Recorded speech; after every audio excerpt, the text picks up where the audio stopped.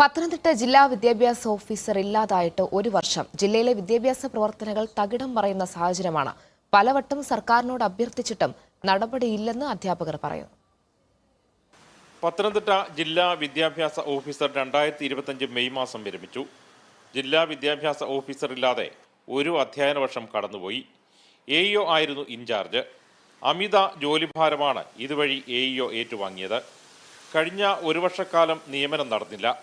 ഈ വർഷം മെയ് 31-ന് വിദ്യാഭ്യാസ ഉപഡയറക്ടറും വിരമിച്ചു. സ്കൂൾ തുറന്ന് ഒരു മാസമായിട്ടും അതിലും നടപടിയില്ല. ഫലത്തിൽ ജില്ലാ വിദ്യാഭ്യാസ ഓഫീസറുമില്ല, ഉപഡയറക്ടറുമില്ല. ആകെ അനിശ്ചിതത്വം. അപ്പോൾ കഴിഞ്ഞ സർക്കാരിൻ്റെ കാലത്ത് തന്നെ നമ്മൾ ഈ വിഷയം സർക്കാരിൻ്റെ ശ്രദ്ധയിൽപ്പെടുത്തിയിരുന്നെങ്കിലും അത്തരത്തിലൊരു നിയമനം സാധ്യമായിട്ടില്ല. ഇത്തവണയും സ്കൂൾ തുറന്ന ഒരു മാസം പിന്നിടുമ്പോഴും ഇതുമായി ബന്ധപ്പെട്ടിട്ടുള്ള ഒരു നീക്കവും സർക്കാരിൻ്റെ വിദ്യാഭ്യാസ വകുപ്പിൻ്റെ ഭാഗത്തുനിന്ന് ഉണ്ടായിട്ടില്ല. വിദ്യാഭ്യാസ ഉപഡയറക്ടർ മെയിൽ വിരമിച്ചു. ഒരു മാസമായിട്ട് അവിടെയും നിയമനം നടന്നിട്ടില്ല. ഒരു വർഷക്കാലമായിട്ട് പത്തനംതിട്ട വിദ്യാഭ്യാസ ഓഫീസറെയും നിയമിച്ചിട്ടില്ല. അധ്യാപക നിയമനങ്ങൾ, താൽക്കാലിക അധ്യാപകരുടെ വേതനം, പ്രൊമോഷനുകൾ, കലാകായിക മേളകൾ തുടങ്ങിയ കാര്യങ്ങളെല്ലാം അവതാളത്തിലാകും.